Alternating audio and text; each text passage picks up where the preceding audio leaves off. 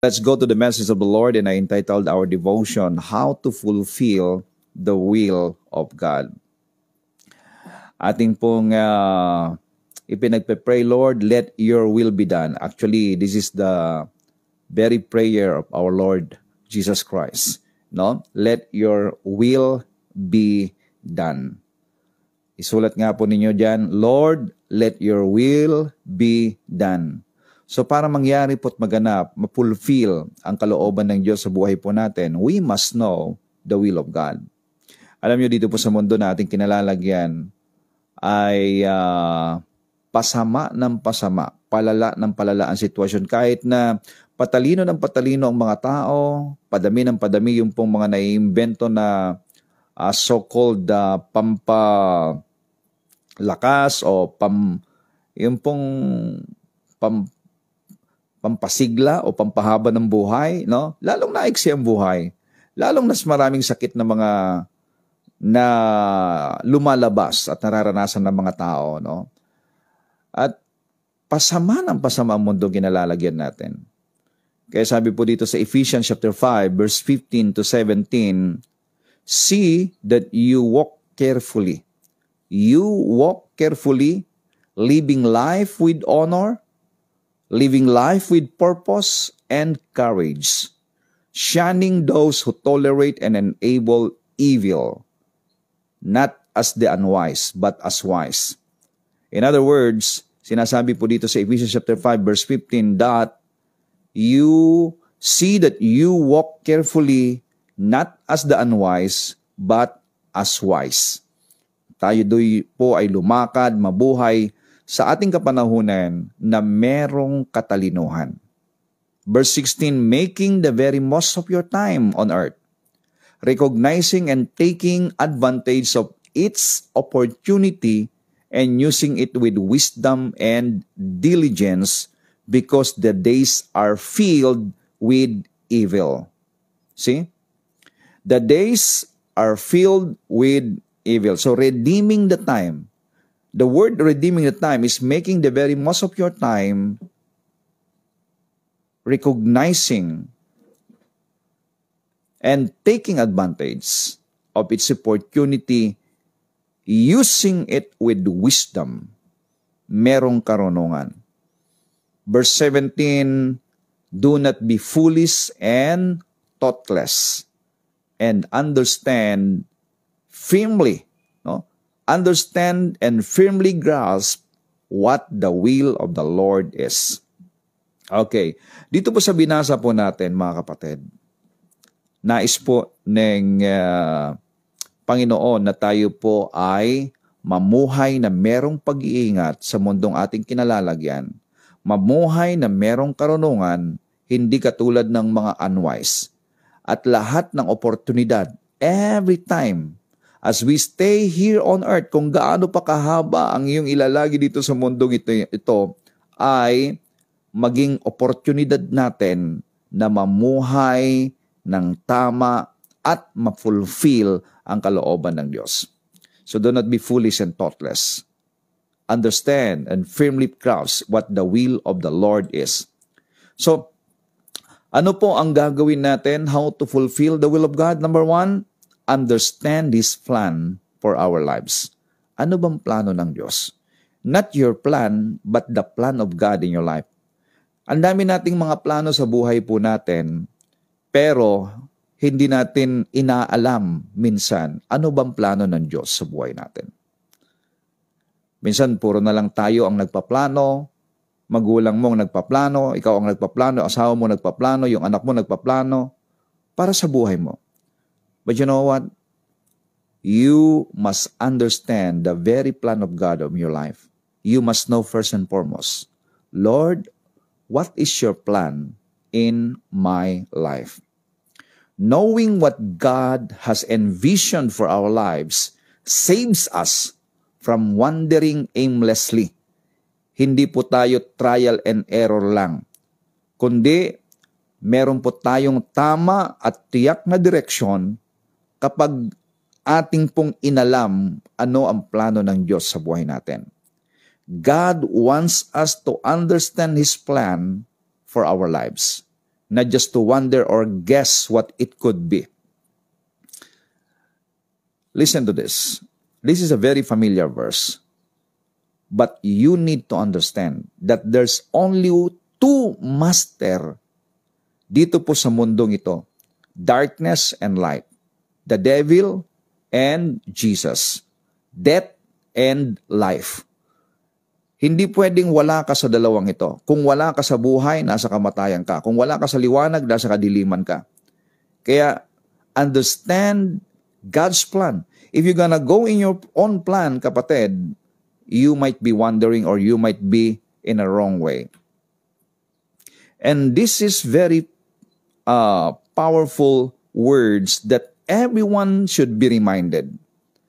This is an eye-opening to every one of us. John chapter 10 verse 10 says that thief comes in order to steal and kill and destroy. The mission of the devil is to destroy. The mission of the devil is to kill, to steal. That is the very mission of the devil. That even the elect, even those people of God, the devil is trying to destroy them. Kaya nga po kapag hindi po tayo naging matalino, you might be the victim of the devil destroying our lives. Destroying the very plan of God in our lives.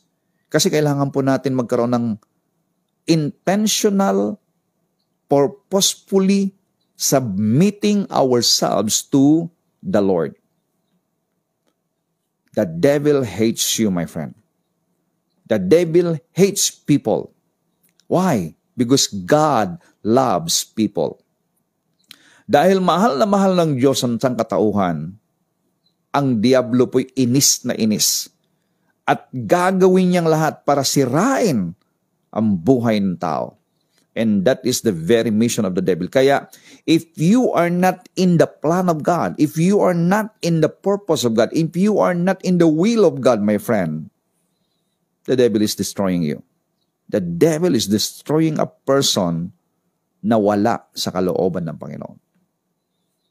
Ang sabi ni Lord, I came that they may have life and have it in abundance to the full till it overflows. Now, know the will of God. Understand His plan for your lives. Unless that you are in Christ Jesus, you cannot enjoy and you cannot fulfill and you cannot be in the will of God. Pero ngayon, now that you are in Christ Jesus, you are in the perfect will of God. Pakisulat nga po ninyo diyan, now that I am in Christ Jesus, I am in the perfect will of God. Friend, this is the first step. God's plan for you is to have a relationship with Jesus Christ. At sa atin naman na mga nakay Kristo na, sa atin na mga pastor, sa atin na mga mananampalataya, let us continue digging. No? Patuloy po nating hukayin yung pong napakalalim na plano ng Diyos para sa atin na napakapuno po ng biyaya, punong-puno ng kayamanan ang plano ng Diyos sa ating buhay. This is the life that is full, abundance, overflowing, joyful, peaceful. It is a whole life, nothing missing, nothing lacking, and nothing broken life. Yan ang nais ni Lord na buhay natin kahit tayo po'y nandito sa lupa. Kaya nga po, in this world, sabi ni Lord, you have tribulation.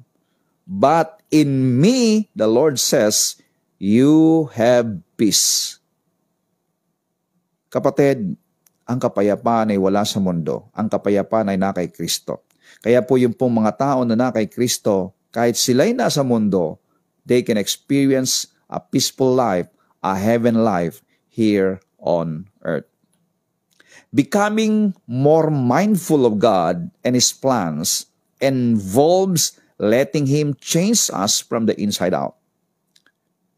So, kapag sinabi natin na plano ng Diyos ay kailangan maunawaan natin na isa sa plano ng Diyos ay patuloy tayong binabago in the inside of us. Patuloy na binabago ang ating kaisipan. Patuloy na binabago ang ating pong kaunawaan. At ito pong kaunawaan ito at kaisipang ito ay naka-align sa salita ng Diyos. The result is that we will want to do His will instead of trying to get Him to bless our will. Kapag ang tao po'y nababago ang kanyang puso, ang kanya pong damdamin, ang kanya pong kalooban, ang resulta po nito ay you want to do the will of God and you want to seek the will of God, not asking the Lord to bless your will. Iba kasi yung prayer natin, Lord, ito pong lakad kong to, pagpalain mo naman. Lord, itong gagawin ko ito, pagpalain mo naman.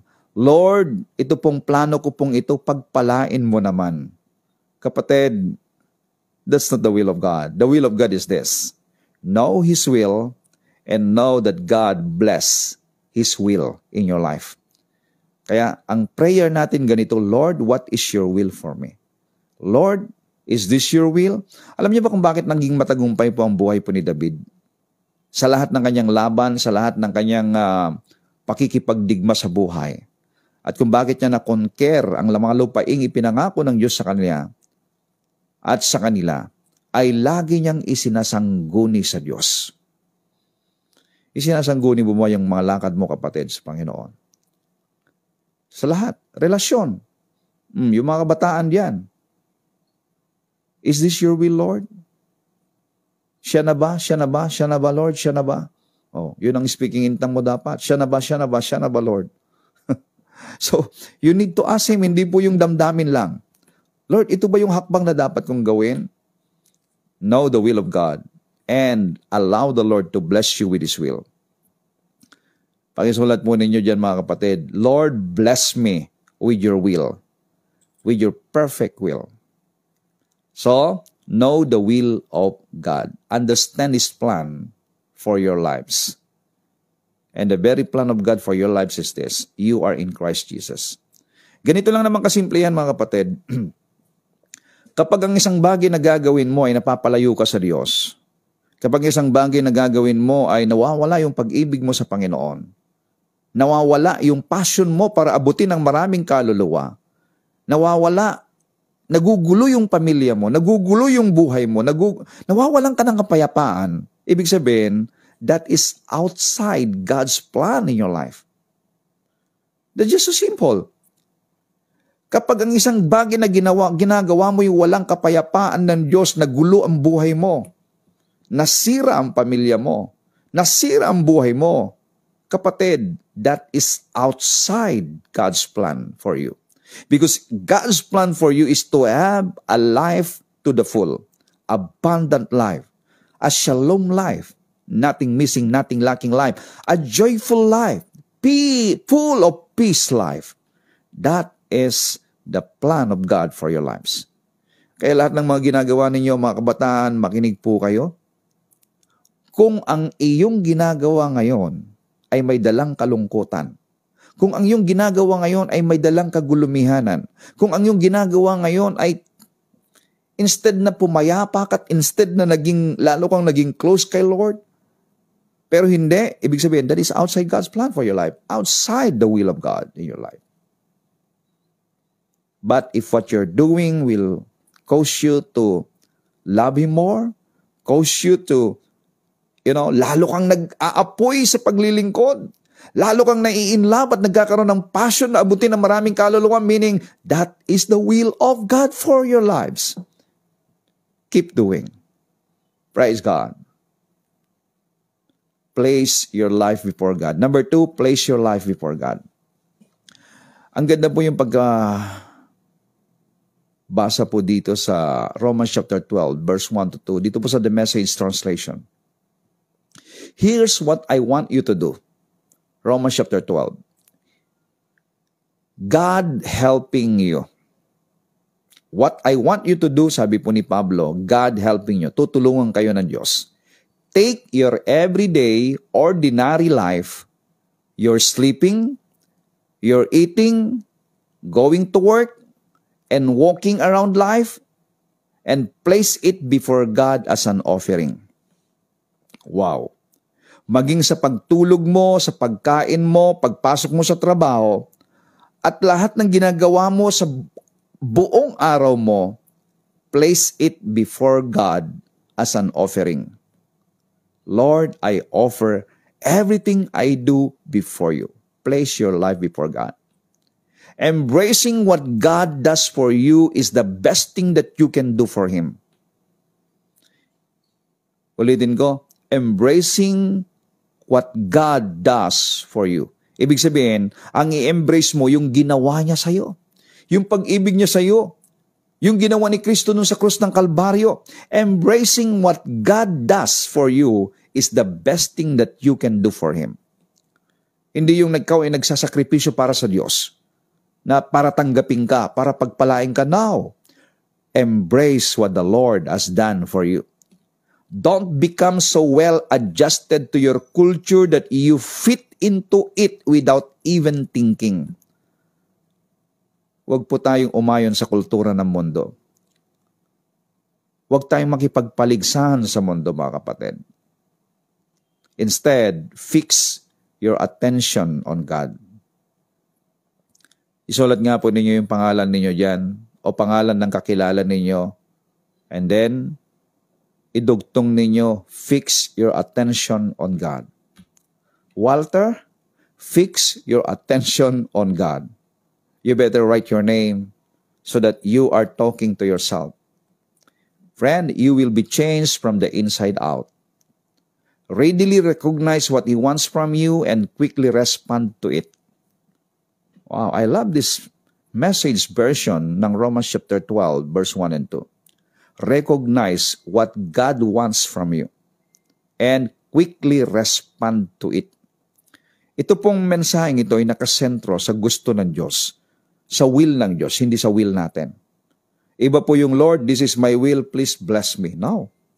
Lord, reveal your will unto me so that I might be blessed. Unlike the culture around you, always dragging you down to its level of immaturity, God brings the best out of you, develops well-formed maturity in you. Friend, kung bakit po natin ibinibigay ang buhay natin sa Diyos, because God knows us better than we know ourselves. We get better results when we yield to Him. Ang Diyos ang higit na nakakakilala sa iyo. Ang Diyos ang lumikha sa atin, therefore, He knows your capacity. Minsan, tayo mismo, hindi natin alam yung kapasidad natin. Hindi natin alam kung ano mangyayari bukas, sa isang linggo, sa isang buwan. But the Lord knows what will happen to us. The Lord knows you very well, my friend. He knows your capacity, kaya alam niya kung ano pong inilalagay niya sa iyo. Ngayon, kung ikaw ang maglalagay ng isang bagay sa buhay mo, sa sarili mo, kaya ka nahihirapan, kaya tayo nahihirapan. Kasi nga, tayo ang naglalagay ng isang bagay sa buhay natin na hindi naman angkop sa pagkalikha natin. The Lord knows you very well, my friend. The Lord knows us very well. Therefore, know His will for you at hayaan mo na ang Diyos ang maglagay ng mga bagay-bagay na dapat po nating pasanin habang tayo po'y nandito sa mundo. Sabi ng Psalms 139 verse 13, You formed my innermost being, shaping my delicate inside and my intricate outside, and wove them all together in my mother's womb. I thank you, God, for making me mysteriously complex. Everything you do is marvelously breathtaking. It simply amazes me to think about it. How thoroughly you know me, Lord. The Lord knows you. Ito pong 139 verse 13, 14 up to 17 ay nagpapaabot. Kilalang-kilala ka ng Diyos. Kaya dapat ipagkatiwala mo sa Kanya ang buhay mo. You even formed every bone in my body when you created me in the secret place. Carefully, skillfully, you shaped me from nothing to something. You saw who you created me to be before I became He. Before I'd even seen the light of day, the number of days you planned for me were already recorded in your book. Oh, wow. Alam niyo ba, maging yung ilalagi natin dito sa mundo, alam ni Lord kung gaano kahaba. Every single moment, you are thinking of me, Lord. How precious and wonderful to consider that you cherish me constantly in your every thought. Mga kapatid, we have to give everything to the Lord. Give your life. Place your life before God. Meaning, i-dedicate mo lahat ng bagay na ginagawa mo para sa Panginoon. When you do that, you are doing and you are leaded into the God's perfect will. Amen? Oh, ang payapa ng buhay. And then, number 3 is that do whatever He tells you. Ang sabi po ni Mary sa mga alagad, doon sa John chapter 2 verse 5, doon po sa kasalan sa Cana, do whatever He tells you. Ano man ang sabihin ni Lord sa iyo, do it. You know, to get God's will to come to pass in our lives, we must know that as free moral agents, we have a part to play. Meron kang bahagi, kapatid. He never forces His will on us. However, our success is blocked until we find His will for us. First, hanggat hindi mo natutuklasan at nakikita, nalalaman ang plano ng Diyos sa buhay natin, nabablock po yung tunay na tagumpay at tunay na prosperidad. Ang basehan po ng prosperidad na buhay ay hindi po yung marami kang pera sa bangko at marami kang ari-arian, kundi ano ang buhay mo bukas when you exit from this world. What is your life? What can a man profit if he gains the whole world? And yet, you lose your soul, sabi po ng Bible. Actually, that word is the very word coming out from the mouth of Jesus Christ. Kapatid, God's will for you is to have a relationship with God and dedicate everything you do to the Lord for His perfect will. And everyone who fulfill the will of God, they can enjoy a real life here on earth. Do whatever He tells you. Glory to God. Romans chapter 8 verse 6 says, now the mind of the flesh is death. Yun daw pong iniisip ng laman ay kamatayan, both now and forever, because it pursues sin. Alam niyo ba kung paano mo malalaman ng iniisip mo ay kamatayan or flesh, makamundo? Ito po'y nagbubunga ng pagkawalay sa Diyos. Alam mo, ang ginagawa natin na hiwalay sa kalooban ng Panginoon ay nagdudulot ng kalungkutan sa atin. Alam niyo ba na ayaw ni Lord na maging malungkot ka? The Lord doesn't want you to live in loneliness, in depression, stress life. Ayaw ni Lord yun. Kaya ang gusto ng Panginoon, maranasan mo yung buhay langit dito sa lupa. E paano mangyayari yun? Go into the will of God. Just flow into His presence. Allow the Lord to love you. Do everything you do in your life, in your workplace, dedicated to Him. Lord, thank you that you're blessing the work of my hands. I do believe, Lord, that you, according to your perfect will, you are ushering me into a place of victory, into a life of prosperity. And you're gonna use me to proclaim the good news to all people. Kaya number 1 na magbibigay sa'yo ng kalakasan, kapatid, ay yung pong ipinapahayag mo yung kabutihan ng Diyos sa lahat ng tao. So, the mind of the flesh is death, but the mind of the Spirit is life and peace. Okay? Ang iniisip ng taong makalaman ay kamatayan. Nagdudulot ng kamatayan. Ano po ba yung kamatayan? Ang kamatayan, hindi lamang po yung tumigil yung paghinga mo, kundi yung pong magulong buhay, kamatayan yan. Yung pong punong-puno ng kagulumihanan na buhay, kamatayan yan. Yung pong buhay na puno ng kahirapan, kamatayan yan. Ang kamatayan po ay kadiliman, buhay sa kadiliman. Sometimes it seems like you are enjoying, but the end of it is death. The end of it is destruction. Ayaw ni Lord yun, na maging kahinatnan natin. The mind of the Spirit is life and peace. Laging may kapayapaan. Kaya enjoy your life with peace and joy in the Lord. The spiritual well-being that comes from walking with God, both now and forever. Friend, knowing God's will for our lives gives us focus and direction. But we don't find it by accident. Hindi po ito aksidente lamang na dumarating. You need to pursue it. We must be intentional and deliberate in discovering this. So how we discover this? In Christ Jesus by keep on, hearing and hearing God's will for us, His word for us.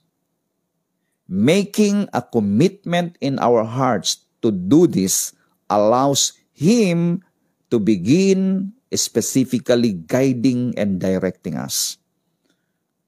Allow the Lord to direct you. Intentionally, sit down and pray to the Lord. Hear the Word of God every day. Maraming salamat sa biyaya ng Panginoon na meron po tayong devotion araw-araw. Kaya po, lahat ng mga kaibigan ninyo, kakilala ninyo, mga kapatid, just pray and share so that they can also hear the message of the Lord. And allow the Holy Spirit to minister to them habang tayo po ay nagpapahayag ng kanyang salita. He will never let it be a mystery. God wants illumination for us so that we can grasp and comprehend His will. Understanding comes sooner rather than later when we're sensitive enough to His prompting to respond quickly. And yielding ourselves to God allows Him to empower us or anoint us with our own unique assignment and calling. If you yield yourselves to God, isinuko mo ang buhay mo sa Panginoon, the Lord anointed you with your business. The Lord anointed you with the work of your hands. Promotion comes to you. If the Lord empowers you, even in your public speaking, in everything you do, anumang assignment mo, anumang calling mo dito sa mundong ito, kapag in-empower ka ni Lord, the Lord prospering you. Kapatid, yield your life to the Lord. So how to fulfill the will of God? Number 1, understand His plan for our lives. Number 2, place your life before God. And number 3, do whatever He tells you. So now, enjoy your life in the Lord. Again, be reminded, the mind of the flesh is death. But the mind of the Spirit is life and peace. Kapag ang iniisip mo ay magbubunga ng kamatayan, you know that. If you have the prompting of the Holy Spirit, pinaplano mo pa lang, iniisip mo pa lang, alam mo na magdudulot to ng kamatayan, magdudulot to ng kagulumihanan. The Holy Spirit will reveal you on that. Huwag mo nang ituloy, kapatid. Kapag ito'y nagdudulot ng pagkawatak-watak, pagkasira, huwag mo nang ituloy, kapatid. Pero kapag yan ay nagdudulot ng buhay, kapayapaan, kasaganaan, for the benefits of others and for the goodness of you, because every good thing comes from God, then that is the leading of the Holy Spirit. Lahat ng ito ay nagsisimula sa iyong relasyon sa Panginoon. Keep hearing the Word of God. Father, in the name of Jesus, thank you for your word today. Thank you, Father, that you are reminding us, Lord God, and teaching us how to fulfill your perfect will. And now that we are in Christ Jesus, we are in your perfect will. And thank you, Holy Spirit, for guiding us, directing us, giving us wisdom so that we can continually know and understand, discern your perfect will for us, O God. I declare your blessing, Father God, to everyone. And I speak joy, peace to everyone, overflowing.